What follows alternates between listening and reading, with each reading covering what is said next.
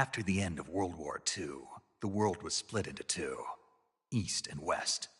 This marked the beginning of the era called the Cold War.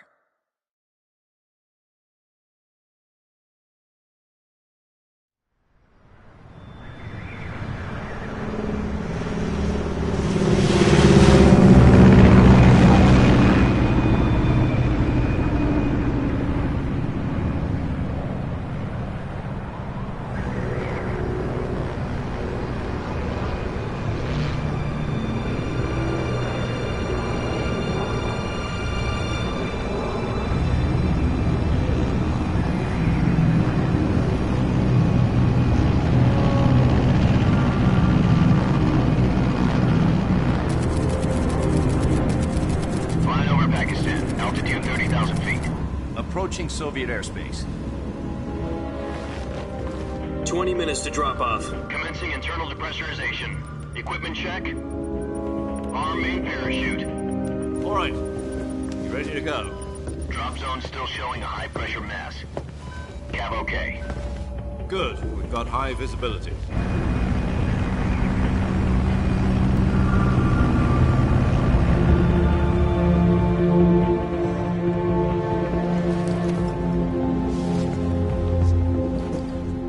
Cigar.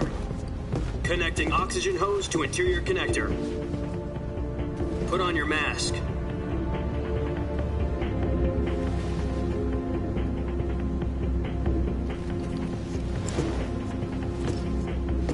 Does this panty waste know what he's doing? Approaching release point. 10 minutes to drop off. Hey, are you deaf? He said put out the cigar and put on your mask.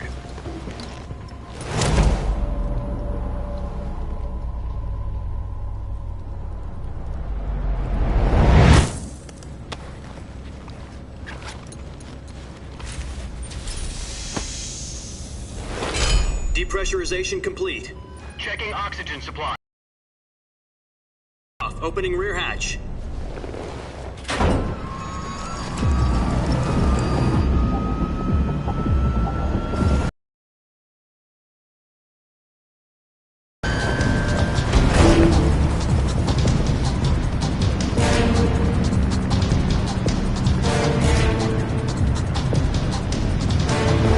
Temperature minus 46 degrees Celsius. 2 minutes to drop off. Stand up. You'll be falling at 130 miles per hour. Try not to get frostbite from the wind chill. 1 minute to drop off. Move to the rear.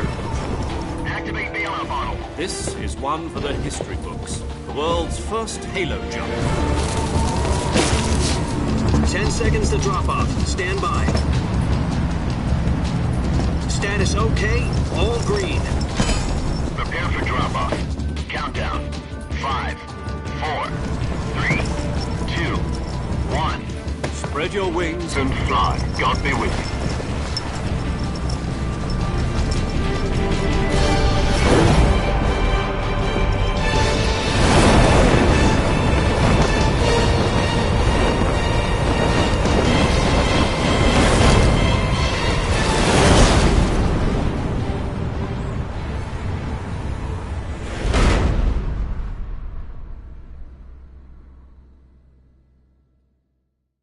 Jack, I've got some important news. The head of the CIA has finally given us the green light for the virtuous mission. Virtual mission? No, the virtuous mission. The future of our Fox unit depends on it. If it succeeds, we'll be officially organized into a unit. Virtuous mission? Sounds like some kind of initiation ritual. You know, don't get cocky. This isn't a training op. Right. So what exactly is this wonderful mission? Well, about 2 years ago, a certain Soviet scientist requested asylum in the West through one of our moles. His name is Nikolai Stepanovich Sokolov. He's head of the OKB 754 Design Bureau, one of the Soviets' top-secret weapon research facilities, and the East's foremost expert on weapons development. Sokolov? Isn't he that famous rocket scientist? The very same. On April the 12th, 1961, the Soviets achieved the first manned spaceflight in history. The Earth was blue, but there was no God. Well spoken. The rocket that carried Yuri Gagarin to orbit was the A-1, known as the Vostok rocket. Sokolov is said to be the man most responsible for the multi-engine cluster used in that rocket. After Gagarin's flight, Sokolov left rocket development to become the head of the newly established Design Bureau. From a lowly technician to head of a design bureau, that's quite a success story, so why'd he want to defect? It seems he'd become afraid of his own creations. Afraid? Call it a crisis of conscience. And for that, he left his country and his family behind and went over the fence? Not exactly. One of his conditions was that his family was also to be taken safely to the west. We used a mole to get the family out first, and succeeded in sneaking Sokolov over the Berlin Wall shortly afterwards. I was the one who conducted the operation. The security on the eastern side was still full of holes back then. Then what? We got Sokolov over in one piece, but the whole ordeal had left him exhausted, and we checked him into a hospital in West Berlin. It took him 2 weeks and more than 600 miles to get from the research facility in the Soviet Union to Berlin. He was in no condition to say anything coherent. And it was only a week later that we had something much bigger on our hands. The Cuban Missile Crisis. October the 16th, 1962, President Kennedy received word that the Soviets were in the process of deploying intermediate-range ballistic missiles in Cuba. The President demanded that the Soviets dismantle and remove the missiles. At the same time, he announced a naval blockade to prevent further missile shipments from reaching Cuba. But the Soviets didn't back down, instead placing their armed forces on secondary alert. Soviet transport ships carrying missiles continued on course towards Cuba. US and Soviet forces went on alert for an all-out nuclear war. Frantic negotiations were conducted through the UN's Emergency Security Council and unofficial channels to end the hair-trigger standoff. Finally, on October the 28th, the Soviet Union agreed to remove its missiles from Cuba, and so the world avoided a nuclear holocaust. But in order to get the Soviets to pull their missiles out, we had to make a deal. You mean the one where the US agreed to remove its IRBMs from Turkey? No. The Jupiter IRBMs deployed in Turkey were obsolete, and we were going to get rid of them anyway. They had no strategic value whatsoever to either the US or the Russians. The Turkey deal was a ruse, a cover story that was fed to the other intelligence agencies around the world. So what did the Russians really want? Sokolov. They wanted us to return Sokolov. You mean the Soviets pulled out of Cuba just to get their hands on Sokolov? That's right. What the hell was he working on? At the time, we had no idea. We were running out of time. It was either give up Sokolov or risk full-scale nuclear war. In the end, we had no choice. President Kennedy gave in to Khrushchev's demand. The next day, I got Sokolov out of the hospital, handing him over to agents on the eastern side. Sokolov kept on screaming, "Save me," until he disappeared from my sight. Then, a month ago, we received some new information from one of our moles. About Sokolov? Yes. He was taken back to the research facility and forced to continue working on the weapon in question under KGB supervision. What's more, it's on the verge of completion. So what kind of weapon is it? Something to do with space rockets? No, missiles. Same technology. I guess you're right. We don't know the details, but it appears to be a new kind of nuclear device. For half a year now, the Soviets have been conducting frequent nuclear tests at Semipalatinsk. Something to do with the weapon, I assume. We're talking about a secret weapon so big that Khrushchev was ready to pull out of Cuba to get it back. Is Sokolov still in the facility? No. According to our intelligence, he's in Selinoyarsk, a place in the mountains about 3 miles to the west that's known as the Virgin Cliffs.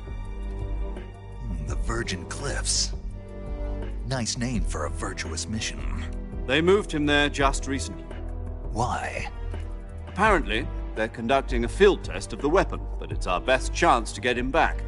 This mission would never have been possible if he was still in the research facility. This is our last chance. Sokolov must have known that too when he contacted us.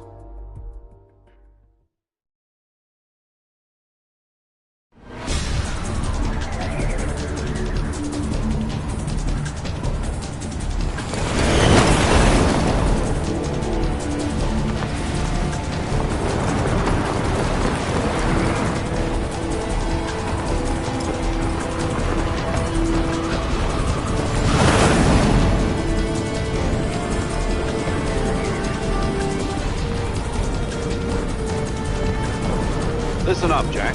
Your mission is to infiltrate Selino-Yarsk in the Soviet mountains, ensure the safety of Sokolov, and bring him back to the west.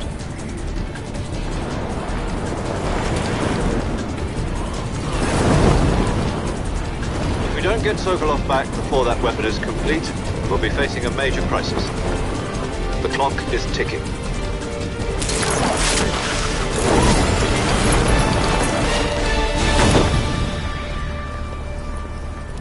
Once we've confirmed the rescue of Sokolov, stand by at the recovery point.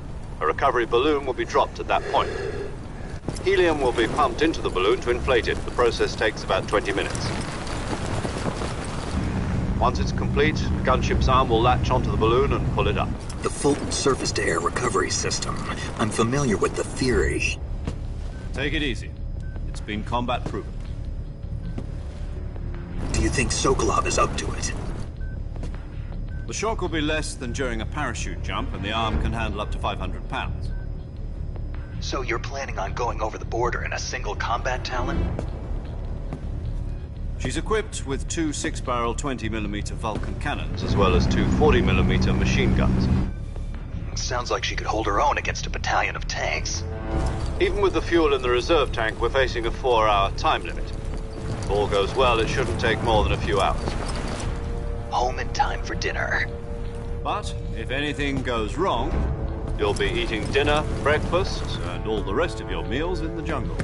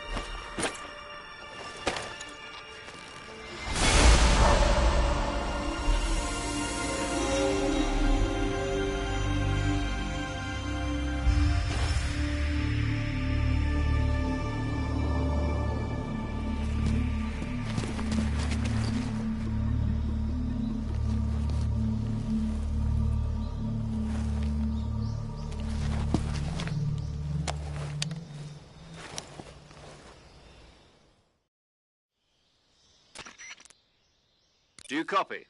You're already in enemy territory, and somebody might be listening in. From here on out, we'll be using code names to refer to each other. Your code name for this mission will be Naked Snake. I'll be referring to you as Snake from now on. You're not to mention your real name. Snake? What, you don't like snakes? What do you mean? You've eaten one before, haven't you? In survival training. I'm glad to hear that. I don't know if I'd ever order one in a restaurant, but... Be careful, you might not have a choice. What about you, Major? What should I call you? Let's see. I'll be Tom. Call me Major Tom. This will be a sneaking mission. You must not be seen by the enemy. You must leave no trace of your presence. Is that clear? This kind of infiltration is the Fox unit's speciality. In other words, weapons and equipment are procured on site. That goes for food as well. You're completely naked, just as your name implies. Great. Now I see why you asked me if I like snakes. I suppose calling me Snake was your idea of a joke, too. No. There's a good reason for that. I'll tell you later when the time is right. Gotcha. Getting back to the subject, how exactly am I supposed to feed myself? You've been issued a knife and a tranquilizer gun. Use them to hunt for food. You'll also find some medical supplies in your backpack. Yeah, about the backpack. I lost it in a tree on the way down. I see. Well, you'd better go back and get it then. You know where it is? No problem. I can see it from here. It's stuck on a branch. To climb a tree, stand in front of a tree that's covered in ivy and press the action button. I'll be monitoring your progress over the radio. We can't risk violating Soviet airspace, but I'll be in the gunship. My frequency is 140.85. I'll give you a call if I need to talk to you. If you need to talk to me, use the send function. Okay, Snake, go get your backpack.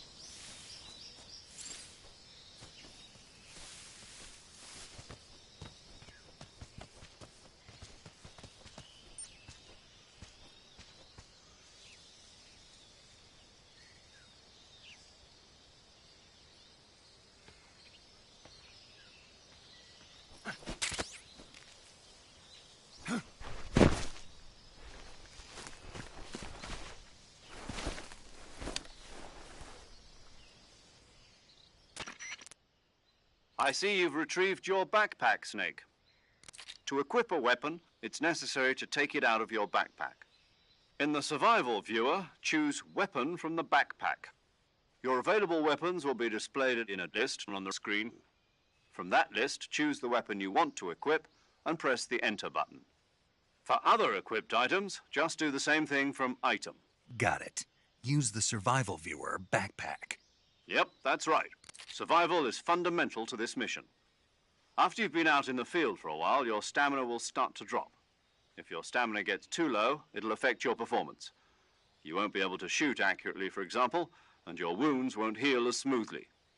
Keep an eye on your stamina so you don't run out. To recover lost stamina, you can hunt for local flora and fauna. You can use either your tranquilizer gun or your knife to hunt. My only weapon is a Mark 22 Hush Puppy tranquilizer gun? That's right. It's been fitted with its own suppressor. However, the suppressor will deteriorate every time you fire. Once its durability reaches 0, the noise suppression effect will be gone. So don't get too trigger happy with it. The suppressor's durability is shown in the icon. Any weapons and equipment beyond what you're carrying now, you'll have to find as you go. I have to find my own weapons and equipment? Whose crazy idea was this anyway? Solo covert actions are standard Fox operating procedure. You can't leave any traces of your presence. No weapons, equipment, footprints, sweat, or bodily wastes. The same goes for bullets and cartridges, too. Your presence in enemy territory is already a violation of international conventions of warfare. There aren't supposed to be any American soldiers in Russia. It could spark an international incident. You can't let anyone see you. You can't let the enemy know you're there. This is a stealth mission. You're a ghost, Snake, in every sense of the word. And there'll be no rescue if you're captured. The military and US government will deny any involvement in the affair. Then I'll just have to take care of myself, huh? I'm afraid so. You've been given a fake death pill for that purpose. SIS guidelines stipulate that soldiers on covert ops like this one be issued a potassium cyanide capsule. Tape it to your body so you can take it when you need to. How generous of you. Use it if you're taken prisoner by the enemy. It'll send you into a state of false death for a short time. Fooling them into thinking that I'm really dead. So how do I come back to life? Just take the revival pill. You mean that thing they put in my tooth before the mission? That's the one. But be careful. If you remain in a state of false death for too long, nothing will be able to bring you back. Remember that. I'll keep it in mind. You said this was a solo mission, right? Right. I guess that means I can't count on any reinforcements. Correct. The mission rests entirely in your hands. A real one-man army. Relax. There's a support team ready to back you up over the radio. Who? I'll introduce them to you. This time, survival is of utmost importance. The first member of the support team will be in charge of monitoring your physical condition, acting as a medic, so to speak, as well as recording your mission data. She's a member of Fox as well, and she's here on the gunship with me. She? Hello, Snake. I'm paramedic. Nice to meet you. Paramedic. As in a medic who comes in by parachute. Aren't you going to tell me your real name? Are you going to tell me yours, Mr. Snake? My name, huh? It's John Doe. And they call you Jack for short. You're a regular Captain Nemo. A name means nothing on the battlefield. After a week, no one has a name. What's your name? Jane Doe. Very funny. I wasn't joking, but I'll tell you my name only if you manage to make it back alive. My frequency is 145.73. She's also in charge of recording your mission data. Whenever you want to save, send a message over the reserved save frequency, 140.96. So saving lets me record my mission data. That's right. It also records the state of your health. Good to know. There's one more person I want to introduce you to, Snake. Huh? Speaking of snakes, you remember the boss, don't you? A legendary soldier and your mentor. Actually, it was the boss that got the DCI's authorization in the first place. She's going to be serving as Fox's mission advisor. The boss is? She also helped me plan this mission. She and I were at SAS together. Jack, is that you? How many years has it been? Boss? That's right. It's me.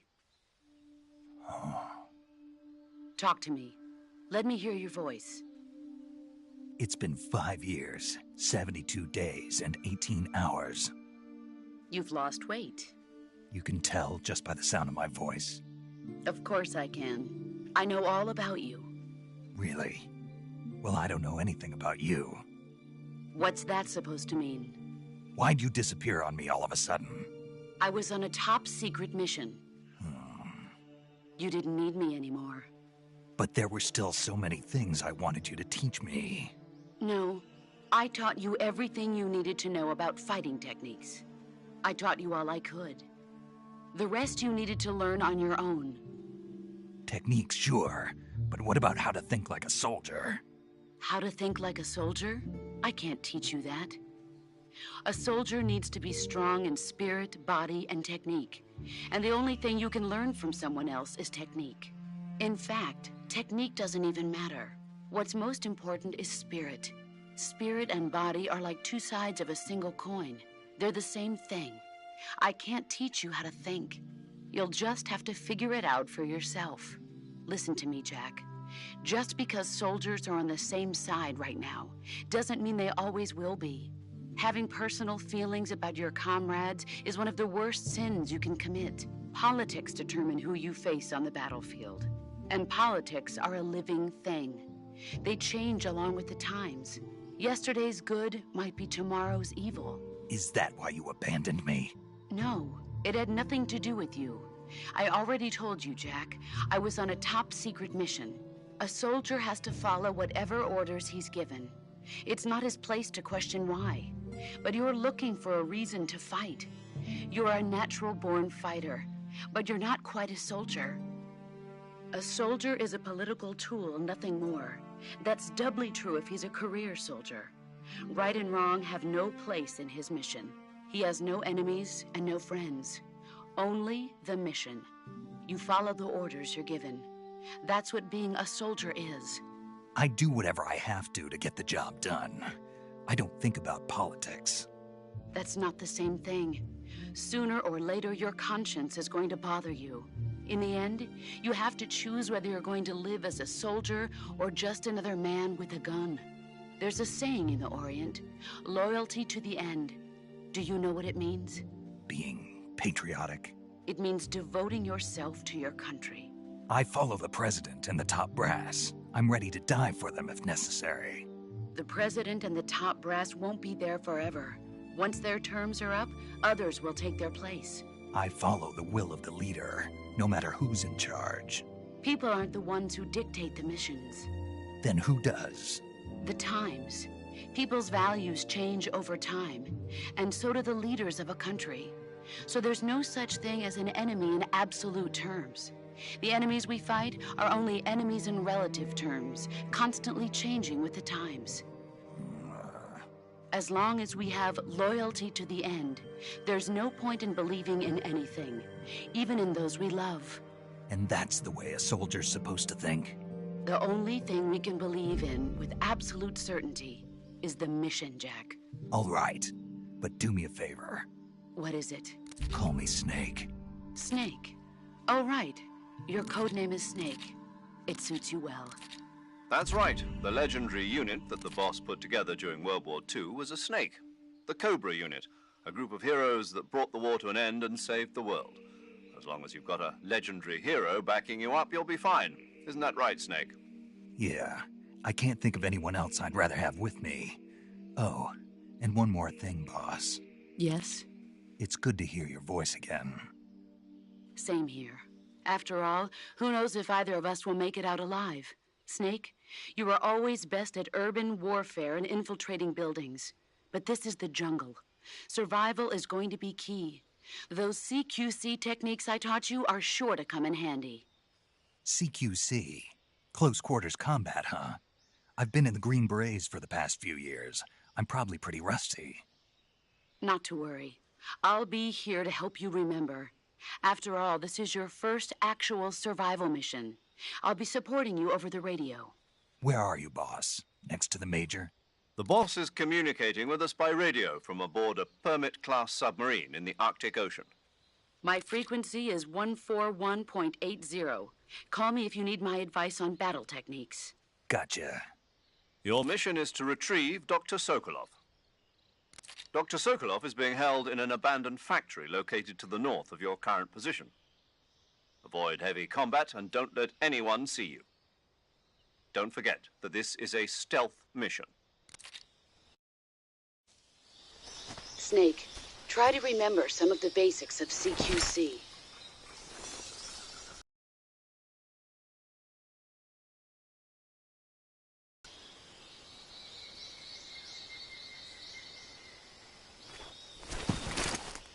Commencing virtuous mission now.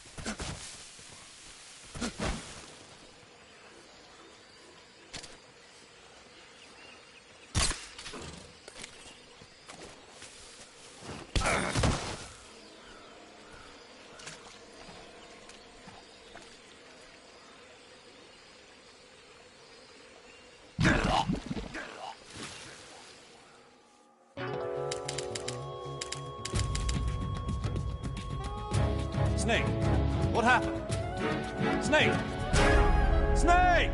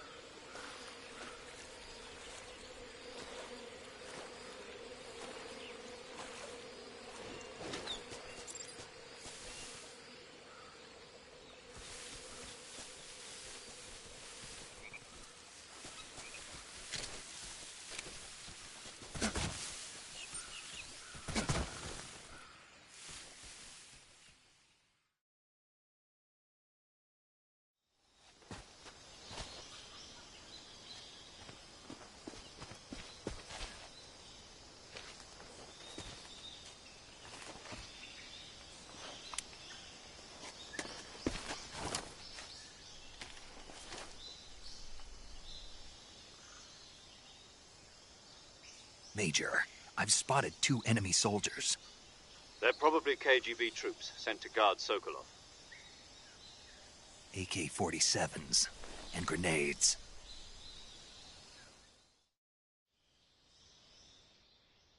Snake, your presence in Soviet territory is already a violation of international law. We can't let the Kremlin find out that the CIA and the American government are involved. Contact with the enemy is strictly prohibited. Don't engage them in battle either. This is a stealth mission. Got that? The Major is right. The point of this mission is to sneak through the jungle without being seen. The success of the mission depends on how well you use your camouflage. Change your camouflage by selecting Camouflage from the Survival Viewer. The Uniform option lets you pick your uniform, while the Face option lets you change your face paint. Choosing camouflage that blends in with your surroundings will help you conceal yourself more effectively. Also, don't forget that anything that moves will stand out in the jungle. If you just stand up and run around like an idiot, you're bound to be spotted. But if you crawl instead, you should be able to sneak by without being noticed. You can see how effective your camouflage is by looking at the Camo Index. The Camo Index shows how well your current camouflage blends in with the surrounding area. The higher the value, the harder you are to spot, and vice versa. The key is to make yourself one with nature. Keep that in mind as you go along, okay?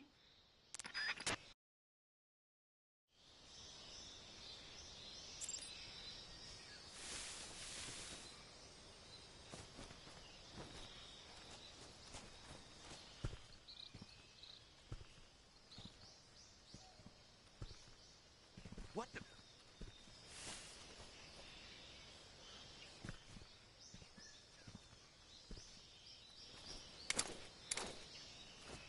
I'm just seeing things.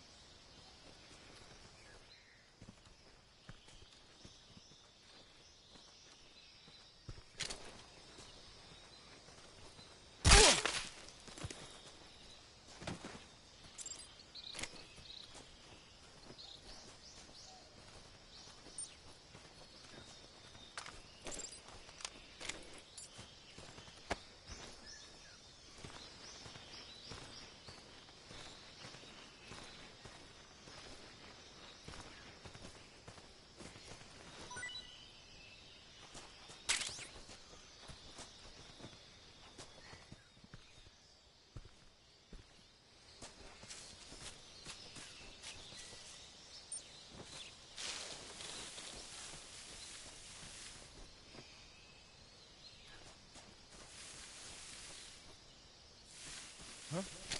Who was that?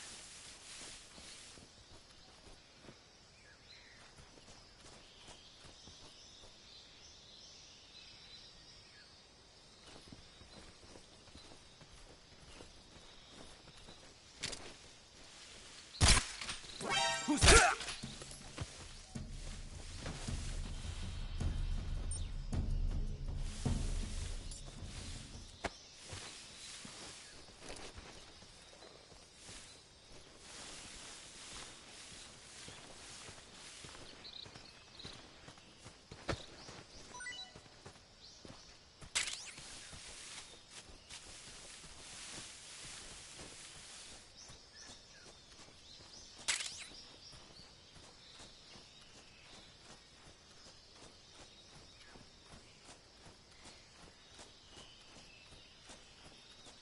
I think I saw something.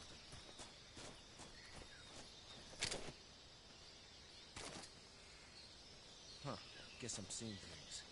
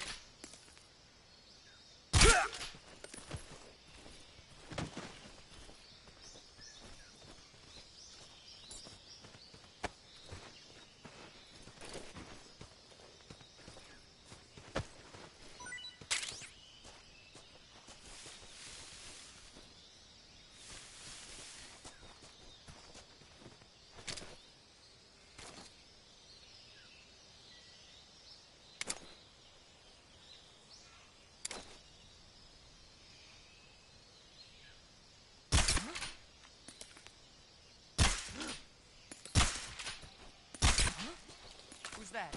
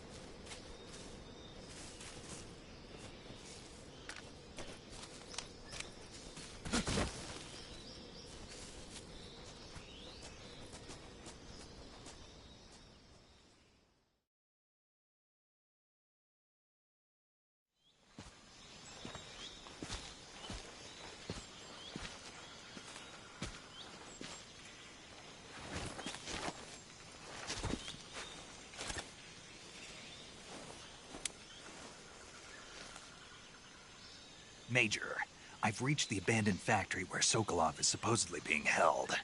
This place is a dump.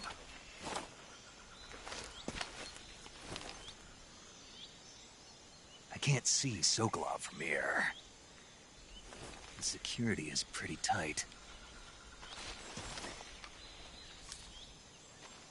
There are sentries posted around the perimeter. I wonder how many are inside.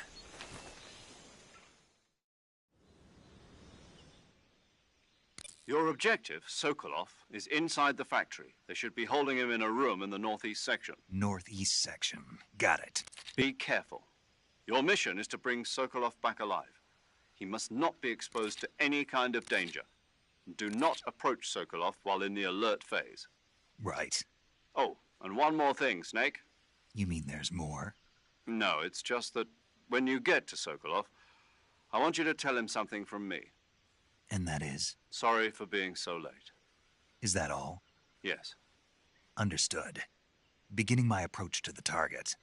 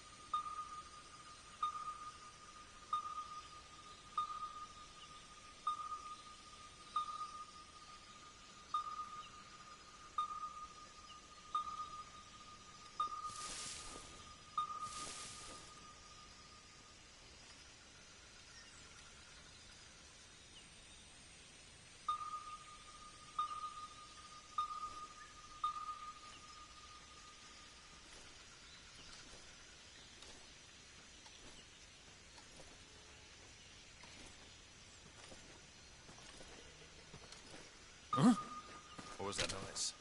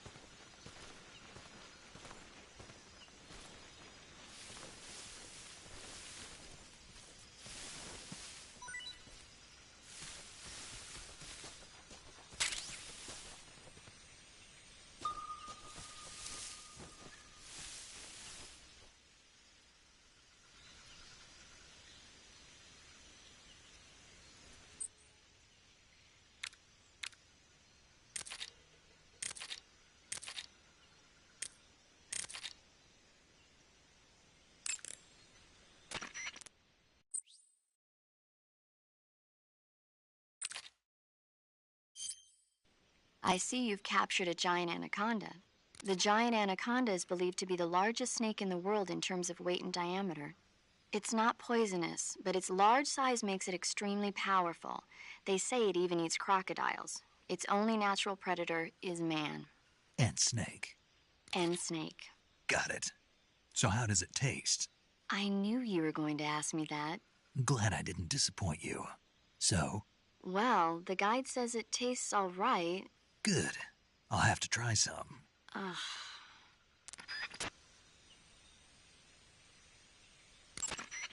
I see you've got yourself a Baltic hornet's nest. Baltic hornets are a variety of hornets that inhabit that area. The difference between them and other hornets is that they produce honey in their nests. Inside the nests are larvae, pupa, and adults. You can eat them all. In particular, the honey you find inside the nest is delicious and full of nutrients. It's easy to digest and helps pep you up when you're feeling tired. In short, it's the perfect survival food. Honey can also be used as a burn ointment. When honey is applied to a burn, it creates a protective coating over the skin. When you knock down a hornet's nest, a burn ointment will appear along with it, so don't forget to pick it up. Of course, the hornets aren't going to give up their nest without a fight. If you knock a nest down, a large swarm of hornets will come flying out, so be careful.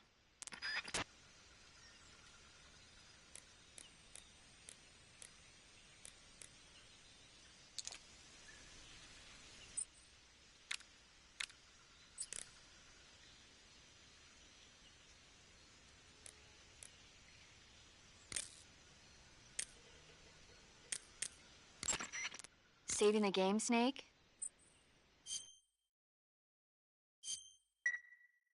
Hey, Snake, you ever heard of Godzilla, King of Monsters? No, what is it? It's a movie. You haven't seen it? Nope. It's about this monster called Godzilla, who grows to an enormous size in a nuclear test and goes on a rampage in Tokyo. Nuclear test, huh? Then the Marshall Islands must be crawling with giant monsters right about now. It's just make-believe. Maybe that's why my pants have been so tight lately. Snake, it's a movie, not a report out of Los Alamos. I know. So then what happened? Godzilla is immune to all weapons, and humanity has no way to stop the monster. Dr. Shirazawa develops a new type of weapon, but meanwhile Godzilla is getting closer and closer to Tokyo, obliterating everything in his path. It was originally a Japanese movie, but they made an American version too. I recommend seeing the original Japanese one if you ever get the chance. It's mostly mindless fun, but it's also got a serious anti-nuke message as well. Where can I see the original? You'll just have to go to Japan. Really? That's too bad. If you wait 40 years, you might be able to see it in America too. It might even win awards all across the globe in 60 years. Why's that? 2024 will be Godzilla's 70th birthday. You think they're still going to be making Godzilla movies then? Of course. Everybody loves Godzilla. You sure know a lot about movies. I don't suppose you're the movie-watching type, are you? Not really. Okay, then I'll tell you everything I know. When the going gets tough, movies can save your life. It's always good to be able to look at things from a different perspective when you get in a jam. That's the magic of movies. No kidding. Well, I guess it might at least make a nice distraction. That's the spirit, Snake. Have a little fun.